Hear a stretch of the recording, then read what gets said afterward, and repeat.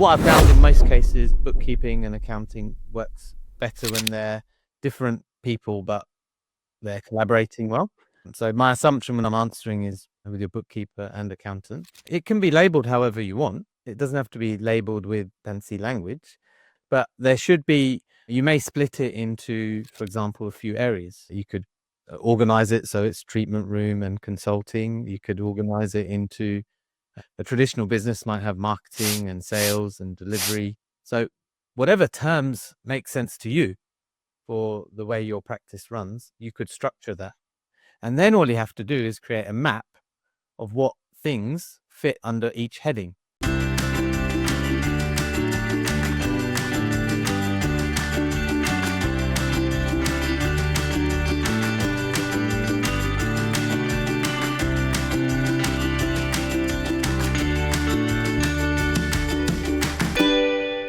Welcome back to the Scar by Clinic podcast. I'm Todd, and today we have Sachin. Hey, Sachin. Hello. Now, today we're talking about the P&L doesn't lie, why financial clarity is the foundation for freedom.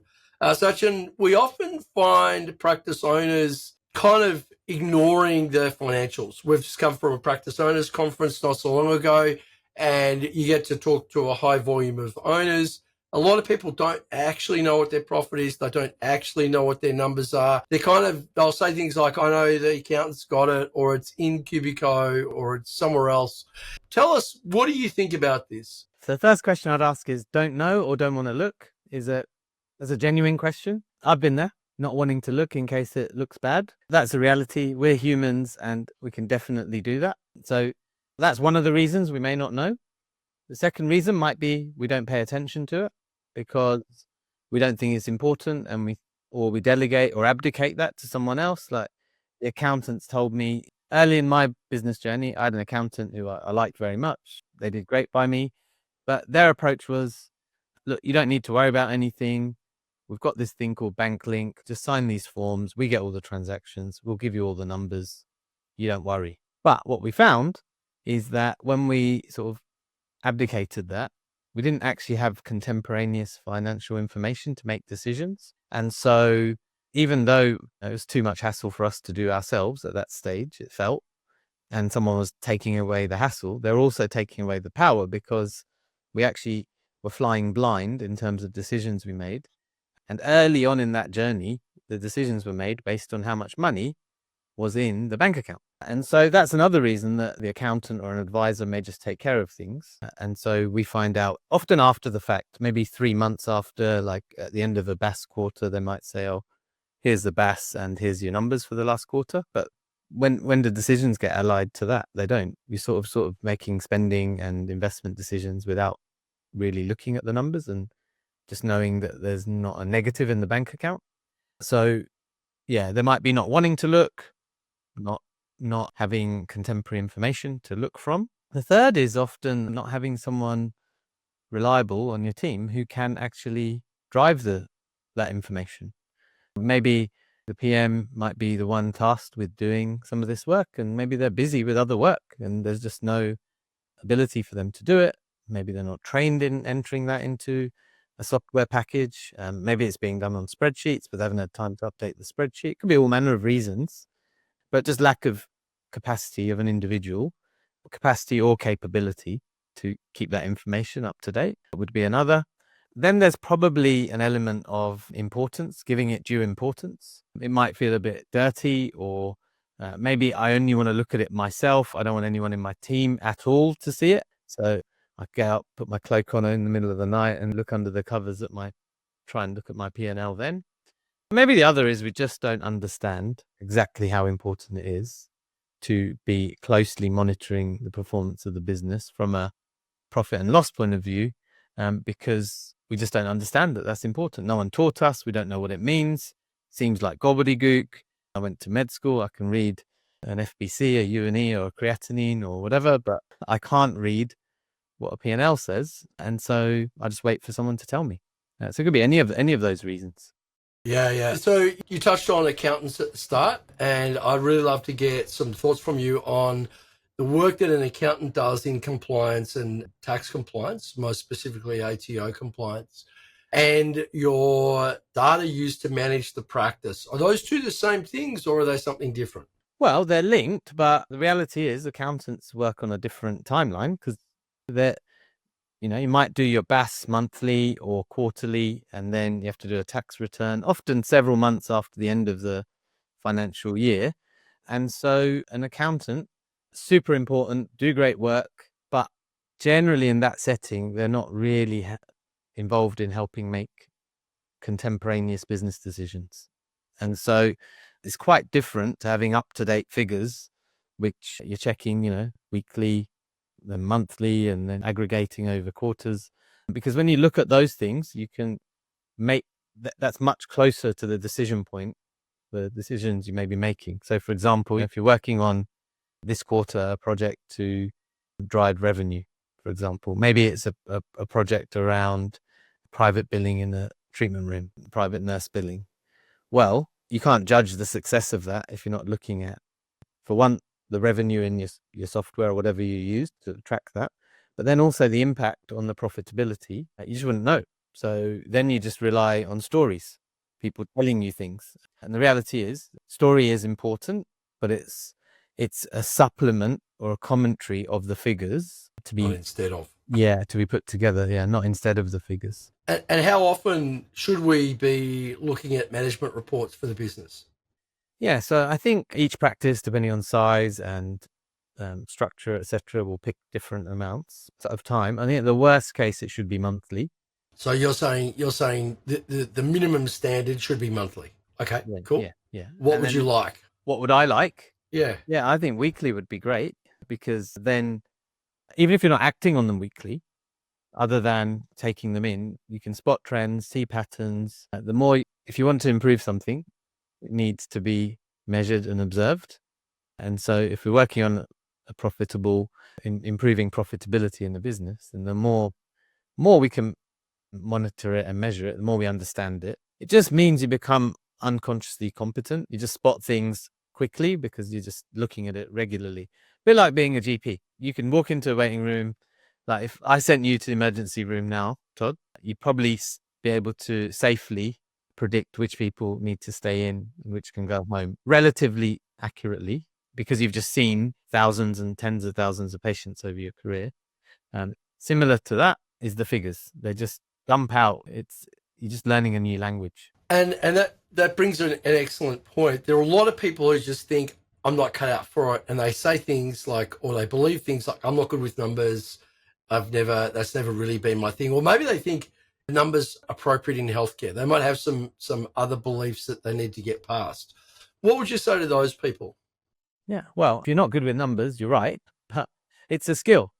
It's like one day you weren't probably good at driving, or one day you weren't good at walking, or one day you weren't good at putting your clothes on, like whatever it is. And some of us might still struggle with some of those things, but with practice and patience and teaching and habit, it's repetition is the mother of skill. It's just a case of taking advice and your accountant, etc., would be able to translate things to you in English. So you want to ask good questions of those people so that you get the benefit of their advice. And then it's like with anything, it's a skill that you just practice and do again and again and get better at and ask more questions. And some of them might be silly or weird, and that's okay because that's how you learn.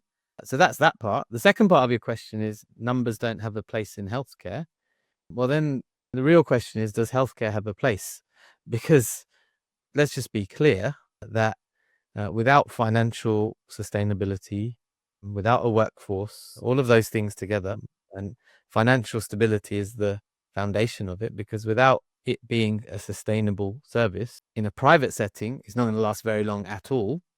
In a public setting, yes, it might last a little bit longer, but at some point, the subsidies, etc., will stop in a public setting, and so that service stops. And in a private setting, yes, if you are committed to wanting to do great work and make a difference to people, then it needs to be able to be funded. And so the figures need to be watched to make sure you are able to continue offering that service. Because if the figures don't support that, then your next logical question is, how could I do this in a way that the figures would support it so that you can keep doing it? And so it absolutely 100% has a place in healthcare, like in any endeavor, because whether we like it or not, money is required to make all these things happen. Absolutely. You go and try and underpay one of the people in your team and see how that goes. Yeah. Talk to your team. Yeah. Talk to one of your nurses and say, oh, look, this week, we're just going to. I'm going to bulk bill your pay packet. We'll just give you for a week. What do you think of that? Not going to go well. And I don't recommend that you try that. Sachin, I think the other thing that people often maybe don't appreciate is that you can direct your accountant and bookkeeper or whoever it is that is advising and helping with your financial accounts as to how they may label and structure, the general ledger, the chart of accounts. Do you want to talk a little bit about that? If people are kind of overwhelmed by it, how they might just structure it in a way that makes sense to them, because that's the bit that you talked about. It's a new language. Well, maybe you can actually use the language that makes sense to you. Yeah, absolutely. So this is a really good conversation with whoever does your probably bookkeeping, but then the bookkeeper needs to speak to the accountant or you have a conversation together. What I found in most cases, bookkeeping and accounting works better when they're different people, but they're collaborating well. So my assumption when I'm answering is with your bookkeeper and accountant. It can be labeled however you want. It doesn't have to be labeled with fancy language, but there should be, you may split it into, for example, a few areas. So you could organize it so it's treatment room and consulting. You could organize it into a traditional business might have marketing and sales and delivery. So whatever terms make sense to you for the way your practice runs, you could structure that. And then all you have to do is create a map of what things fit under each heading. It's a little bit like how you would manage your personal finances at home, right? Like you might have subscriptions for some things, you might have utilities. Like you just have to know what means what, why did I put that in that grouping? Because there's always a trade-off. But again, I think if you have some involvement in the way that you generate this, then it's going to make more sense to you rather than you receiving somebody else's version of what makes sense and you think, I don't understand this at all. Please don't sit with that. You must take that back to your bookkeeper, who will be the one that ratifies things with your accountant. In some cases, people will run personal expenses through the business or things that are maybe possibly related to personal and possibly part of the business. Those things may need to be highlighted as well, just so that they're clear whether they're included or not in calculations. What have you found, Sachin, is most important for people going from kind of ignoring this or paying scant attention to it to having it as a high priority? How would you move people along that continuum of contemplation to action here? Yeah, so I think the first thing is there just needs to be a regular rhythm. So once you've set up, the first step is just setting up what the ledger looks like, a chart of accounts, etc. Making sure it makes sense to you. Personally, I like to have a definition of everything that's in there, so we know what each thing means and what goes under each thing. There's just a document that can be updated from time to time as new things get added or things get removed. So I think that agreement needs to happen, and then you do need an accountable person and responsible person or peoples who ensure everything gets to where it needs to get to in the software that you use, whatever software that is. People might use Xero, they might use MyOb, they might use QuickBooks or one of the other softwares. Whatever you use, you might use a spreadsheet.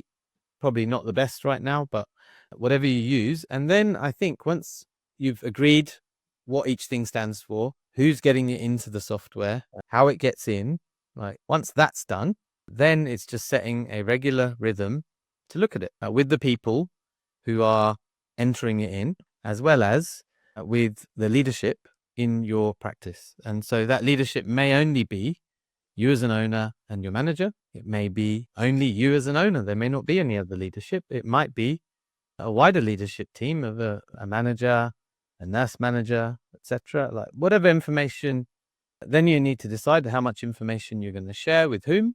And then it starts with just set it in the calendar. It can't be moved. It doesn't get dropped at the drop of a hat because it's secretly one of those things no one actually wants to go to. And so if someone says I can't go, we just all pretend it's not there. And you just commit. We're just going to come. We're going to look at it all the time. You don't even have to act on it or do anything else. The mere fact that you're spending time looking at it will start to help modify the choices and decisions that you make afterwards. That's what I recommend. I'd be starting with.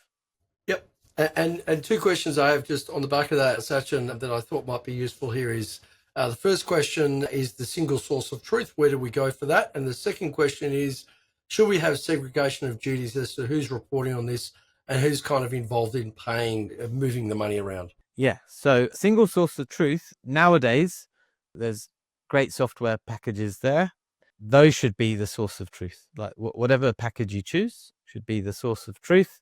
It should be normally linked to your bank accounts, etc. So there's no manual handling of transaction data. Even payments should be made through files through your accounting software. So there's just minimum manual sort of movements. And the reason for that is that prevents error, but also leading to your second question, it can prevent sort of any funny behavior, any fraud or temptation. And that's why data entry and approvals should be separated, because it's just, again, separation of duties minimizes the risks or reduces the risks of fraudulent activity, criminal behavior, errors. Even external fraudulent behavior can be better picked up if different people have roles, because there's just more eyes on what's going on. And so we've seen that play out in practices where, because of that separation, the backstop, the second person, was like, oh, this doesn't look right. Why has this changed? And that raised a question which found a problem. Yeah, absolutely. And I think if there were two people in my organization that didn't especially love each other, I would care about it everywhere except the finance person and the head of department, because they kind of need to be comfortable challenging each other and sharing where things aren't right.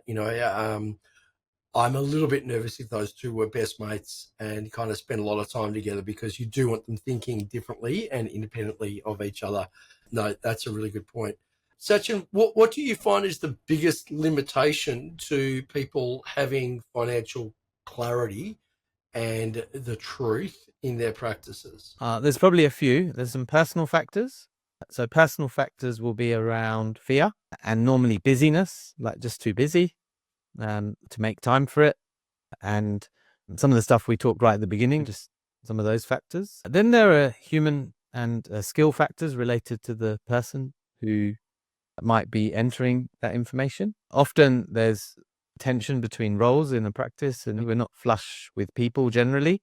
And so we may be expecting something of someone who doesn't really have the skills to do it, who is trying their best to keep things up to date, but often has other things that take priority. So that the manager might have, 6 other priorities that take precedent over this, because they may especially enjoy this work. So those are some of the key factors. And then just having no established rhythm around doing this is going to be another.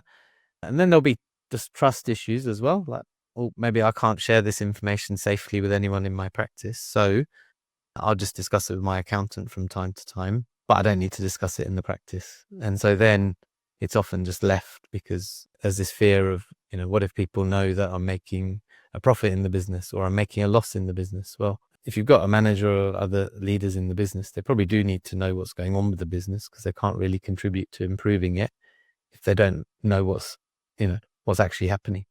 Yeah, I think, one of the things that I found really useful, just in that I can't remember where I heard it, was just ultimately money is just another source of data in the business. And for it to be useful, it has to be in a timely manner, and it has to be accurate. It has to be easily understood, because it is the foundation on which almost all of your decisions, both tactical and strategic, will be made. So if you either don't have it, it's inaccurate, or it's unclear. That's really, really important to work on. And if you've got professional advisors, part of their job, just as it's your job as a GP to explain to patients what's going on, part of their job is to actually talk to you in language that makes sense to you. And if you're not getting that, then I recommend you change those advisors, just as I would recommend a patient found a new GP if they weren't getting from them what they needed. And they certainly, clarity would be the most important thing that you want to get. So it might mean that you need to have a higher frequency of consultations, visits with accountants or bookkeepers, until you reach a point that you have a high degree of clarity. And then you need to have a cadence that is metronomic about receiving the right information at the right time. Sachin, you often say progress begins with the truth. If people need to go and do something now, they need to go and change this because that person's thinking, and I've had examples where people know 18 months after the fact. So they run their business based on when the accountant tells them that the tax is due. That might be May of the year following the financial year, right? And so that's kind of ridiculous to run a business based on information that's not far off 24 months out of date. What should people be doing? What's the step they do if they're sitting there and they're not reliably getting this information? Let's step out the first 1, 2, or 3 things that they should consider doing. Yeah. Well, I think right now, open your whatever device, email your accountant and bookkeeper, whoever's involved, and just set a meeting, a conversation. All right. That's the first thing. Number 2, just write down what are the things you're going to discuss at that meeting. And those will typically be accurate and timely financial information at a minimum monthly and with a maximum delay after the end of a month. If you should be aiming for within 2 weeks of the month end, you've had a discussion about what the previous month looked like that. That is what you should write down if you're not sure what to write down. So again, just to be clear, that's a minimum standard. What would be ideal if you said, this is pretty cool, this would be what I really would love? Yeah, I mean, I think if you, for example, if the week ends if you call your weekend a Sunday, then whenever your meeting is the following week, you'd be looking at what your P&L did the week before. Now, that won't be your accountant. That bit would be whoever's doing your bookkeeping. But as a first off, I'd be appointment with accountant and bookkeeper or bookkeeping person. Number 2, just that minimum standard. And then number 3, just looking at your last P&L that you had, whenever that was, and just write down your questions from that, and your understanding of how it's structured, because that's going to be one of your first things you're going to fix. And if you did those 3 things, then the momentum will carry you forward to the following steps that you need to take. And for anybody that's listening, that the language is a little bit foreign, P&L is profit and loss. And so you'll have that from your accountant from the last time you did your either quarterly or most likely your annual tax return. That should well be a part of that. Sachin, that's been super useful. Did you have any last words of wisdom to add to people? Is there one number that rules them all? One number to rule them all. Well, the reality is we're here to be sustainable. And so I don't want to overly simplify things, but there is one number to rule them all that probably doesn't show up on the accounts.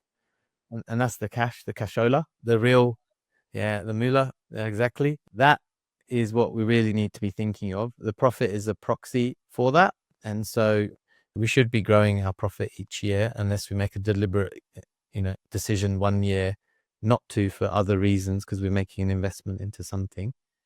And that's something we need to be looking at week by week, month by month, year by year, and focusing on, because all the activities we do are to grow that, because that's linked to our value. So proxy measure will be profit. Awesome. Thank you, Sachin. It's been a great podcast. I've been Todd, Sachin Patel. If you like, follow, share the podcast. That's great for us to grow the audience. We'll see you on the next podcast. Bye. Bye-bye.